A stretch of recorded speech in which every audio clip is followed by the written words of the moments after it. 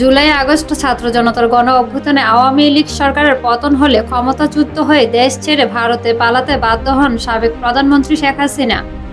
এরপর থেকে বিচ্ছিন্ন বিভিন্ন ঘটনাকে কেন্দ্র করে ভারতের সঙ্গে সম্পর্কের ফাটল ধরতে থাকে বাংলাদেশে। তবে এতদিন দুই দেশের মধ্যে রাজনৈতিক ও ধর্মীয় উত্তেজনা বিরাজমান করলেও এবার তা প্রভাব ফেলতে যাচ্ছে দুই দেশের ব্যবসায়িক সম্পর্কেও। বাংলাদেশকে তথাকথিত হিন্দু নির্যাতন ও মন্দির ভাঙার জন্য দায়ী করে শাস্তি দেওয়ার পন্থা হিসেবে দিল্লির কাশ্মীর গেটের অটো পার্টস ব্যবসায়ীরা নিয়েছেন জোট পরিকল্পনা, যেখানে ভারত থেকে বাংলাদেশে গাড়ির বিভিন্ন যন্ত্রাংশ রপ্তানি না করার সিদ্ধান্ত নিয়েছে দিল্লির ব্যবসায়ীরা। দিল্লিতে অবস্থিত অটোমেটিক পার্টস মার্চেন্ট অ্যাসোসিয়েশন জানিয়েছে, তাদের অ্যাসোসিয়েশনের আওতায় প্রায় 20,000 দোকান রয়েছে, যার মধ্যে 2,000 দোকান সরাসরি বাংলাদেশের সাথে ব্যবসা করে এসেছে। এখন তাদের ধারণা, বাংলাদেশের তথাকথিত হিন্দু নির্যাতনের প্রতিবাদ জানিয়ে তারা জানুয়ারির 15 তারিখ পর্যন্ত সকল গাড়ির যন্ত্রাংশ রপ্তানি বন্ধ করে দিলে বাংলাদেশের পরিবহন ব্যবস্থা স্থবির হয়ে পড়বে।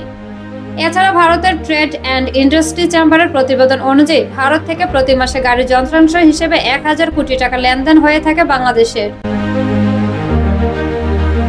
এছাড়া বাংলাদেশের রাজনৈতিক পট পরিবর্তনের পর ভারতের অনেক ব্যবসায়ীর অনেক অর্থ বাংলাদেশে আটকে আছে বলে জানা যায় প্রতিবেদন থেকে, যার ফলে অ্যাসোসিয়েশনের পক্ষ থেকে সবার সম্মতি নিয়ে রপ্তানি বন্ধের সিদ্ধান্ত নেওয়া হয়। গণ অভ্যুত্থানের পর থেকে বাংলাদেশকে নিয়ে বেশ উদ্বেগ ভারতের। এছাড়া ভারতীয় মিডিয়ার প্রচারিত মিথ্যাচার তো আছেই। এমন অবস্থায় ব্যবসায়িক খাতেও ভারতের এমন কঠোর সিদ্ধান্তের কঠিন জবাব দেওয়া উচিত বলে মনে করছেন নেটিজেনরা। ভারতের সিদ্ধান্ত অনুযায়ী দিল্লি থেকে গাড়ির কোনো যন্ত্রাংশ বাংলাদেশে আসবে না, তবে তাদের সিদ্ধান্তকে আবার স্বাগত জানিয়ে বিকল্প আমদানির ব্যবস্থা করা যেতে পারে বলে ধারণা অনেকের। এছাড়া ভারতের প্রকাশিত প্রতিবেদন অনুযায়ী বাংলাদেশ ভারতের অটোমেটিক পার্টস এর জন্য একটি বড় বাজার।